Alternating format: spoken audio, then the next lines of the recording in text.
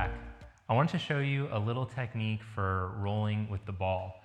Now, neck, shoulder, chest tension is one of the most prominent things that keeps us from moving our body well and from breathing well. So I'm going to show you these techniques that require either a tennis ball. I'm using a yoga tune-up ball because I like how soft it is, but a tennis ball will work well too, maybe even a racket ball. I would not use a lacrosse ball for this because I think it's too gnarly.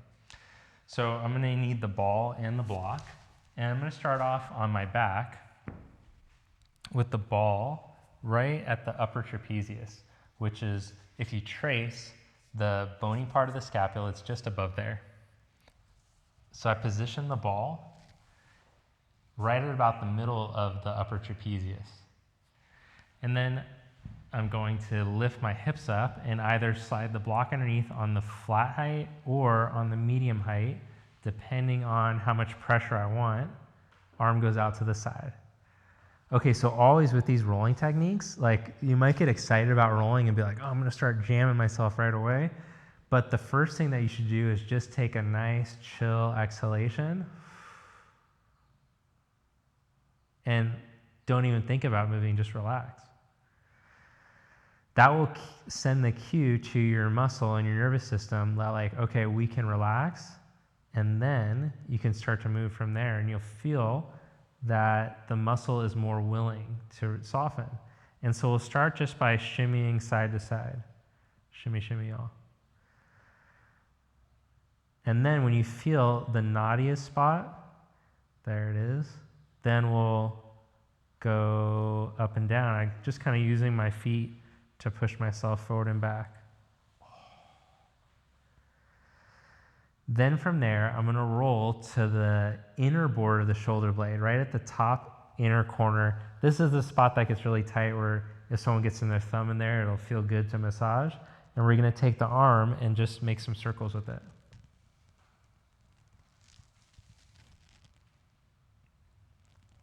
And then change the direction of the circles. So if you have to do a lot of computer work, if you're hunched over a desk, if you drive a lot, if you do a lot with your arms, you're a surfer, you're a swimmer, these are great rolling techniques that you could do on the reg.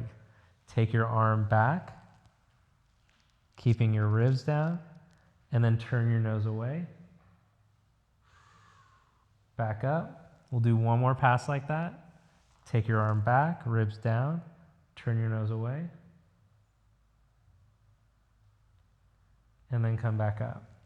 Now move the block, lower your butt, and sit up. So always with the myofascial release, it's nice to feel, can I feel a difference after doing it? So feel your right shoulder, feel your left. Raise your right arm. Oh wow, that was really nice. Raise your left. Oh man, it feels like the Tin Man still. Okay, so I gotta get some oil on that side now. And go WD-40 this thing. Here we go. Stick the ball for the upper trap, and then lift your butt. I'm going for the tall height because I do this all the time, so my body's already used to it, but you could just start off with the medium. Less is usually more with this stuff. We usually think like, oh, I need deep tissue, I need gnarly jamming. But just feel, if you try to jam right away, your body fights back. So pin that ball, just relax, don't do anything. Slow breath in, slow breath out. Oh, I can feel it moving deeper into the muscle now. And then we'll rock side to side. Shimmy.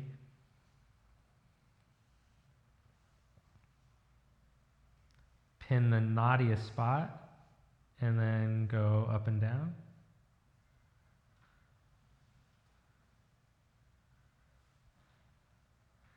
And then roll, so I'm taking the ball into the midline to the inner border of the scapula, the top inner corner. I'm not actually on the scapula itself, the shoulder blade. I take the arm up, and then I make circles. Whoa.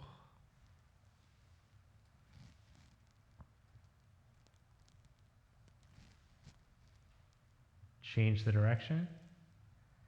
And you can really do any movement with your arm. You can do just like all kinds of different, wherever you feel like you can feel it catching against the grain, you can move the arm in that direction based on the movement that you do. Like surfing is all this, so if I do opposite of that, then I can feel.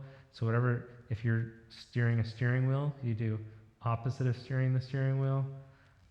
Typing on the computer, opposite of that.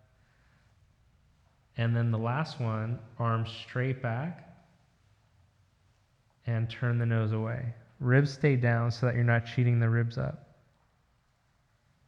Back up. Ribs down as you stretch it back. Turn your nose. And back up. Okay, now we're going to go over to the wall with the ball and get the subclavius and the pec minor.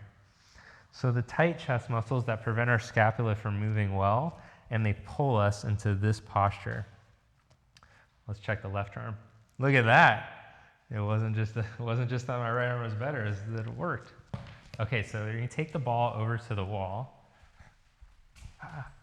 Okay, all right. So now the spot that we're going to roll is just below the collarbone, subclavius collarbone. All right, so I'm going to take the ball right into, if the collarbone had a start, which would be right here, and an end, which would be right here, we're going to go right into the middle and then kind of roll this space here. Don't roll into the middle, don't roll at the start and don't roll at the end. Just stay in the middle, okay? Otherwise you can screw up some stuff. All right, so I take the ball right into that spot, and then same thing, instead of, okay, oh, I feel it tight, I'm just gonna jam it around, I just relax. Oh, and I felt a nice little adjustment there when I did that. You can see my eyes. Yeah, I'm relaxing, okay. Then I'm gonna slide my left hand to intensify the stretch. I take my left hand and I slide it up like this. So that's pulling the muscle even more. That's if I need more tension. If just having my arm straight down is enough tension, then I'll keep it straight down. But I'm gonna add a little more because I do this a lot. I didn't need it at first when I first started. And then I'm just gonna thread side to side. And I search for the tightest spot. And then I can just kind of hang out on that tight spot and lean.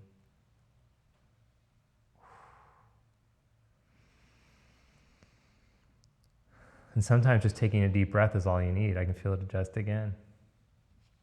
Then we're going to go into the pec minor, which is the muscle that connects and from the shoulder to the rib cage. And so when this gets really tight, it pulls your shoulder forward and down. So we're going to roll right into here, here and here. And then we're going to try to move the arm back and forth. So I'm going to pin it on that side so you can see. It's nice to have skin-to-skin contact. I'm going to start at the higher position that I showed, which is closer to the collarbone. Take a breath. And then I can start to move up and down, side to side, and then I can even pin and stretch my arm. And you can feel if you got it right in the right spot, because you could feel the muscle push into the ball when you reach your arm back. That's how you know you have the right spot. If you're like, I'm not sure, got the right spot. And then I'm going to go to the lower spot, which is off to the side and lower a bit. Yep, there it is. Check with your arm.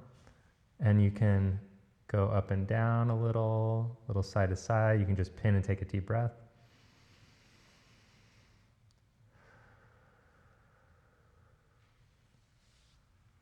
I'll show the other side now, starting at the subclavius.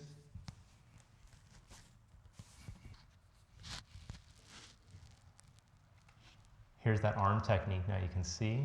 Arm can stay down, or to make it more intense, you can slide your hand up.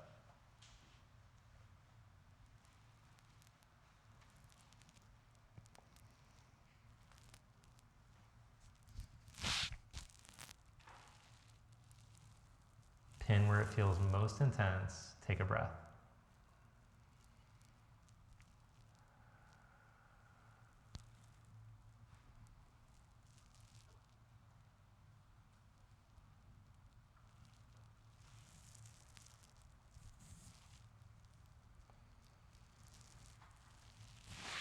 And then take the ball for the pec minor.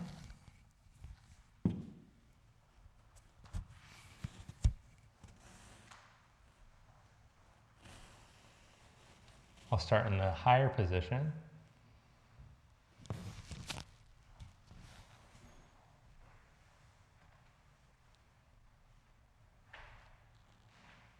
A little up and down, a little side to side. Try to move the arm back.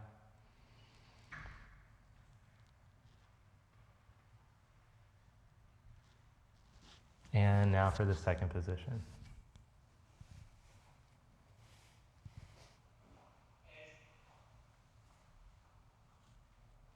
Check that I got it in the right spot. Okay, there it is. I can feel it pushing to the ball when I move my arm back. That's how I know I got the right spot.